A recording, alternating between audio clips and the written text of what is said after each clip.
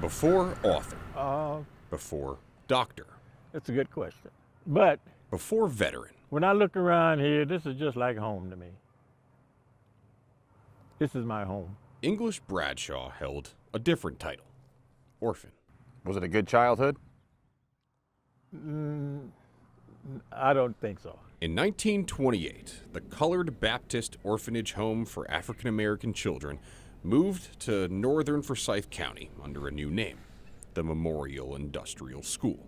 The land is perpetuated in righteousness. 11 years later, Bradshaw was moved into what was known as the school's baby house. I came here when I was 2 years old.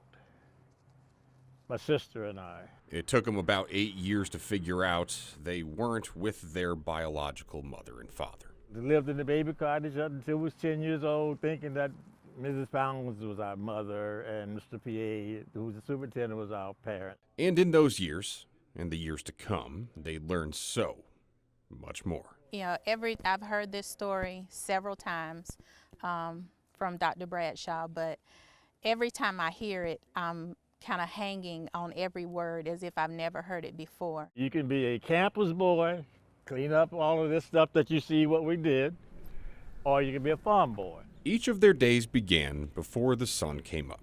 We had to get up at 4:30 and go down to the farm. Starting at 10 years old, they'd head to the barns, milk cows, feed chickens, even build roads, all by hand, all before going to school by 7:30. And upstairs was the superintendent's quarters and also an infirmary up there. If we got sick, they would put us up there. The same chalkboards the children would learn on are still there. So is the hall where they'd spend their Christmases. See how we can bring this area back to life like it used to be. They'd play football, volleyball, and baseball on the same lawns they mowed. We had a bunch of white boys that used to come out here and play us. A rural hall used to come out here and play us, and they used to get the beat all the time. But there was a dark side to the school in the throes of the segregated South. Beatings and abuse, physical abuse and other types of abuse. Bradshaw left as soon as he could and went to further his education all the way at the University of Hawaii. The orphanage closed in 1971, and much of the land was transformed. But 83 years after he first stepped foot on the grounds. And I asked him, I say, do you know what this used to be? Nobody. He's returned. This used to be a black orphanage. As chairman of the Memorial Industrial Community Development Corporation, looking to restore the school, the farms, to better than what they were. Turning these buildings to shelter for foster families, seniors, battered women and girls. That's sustainability, education, and also providing health.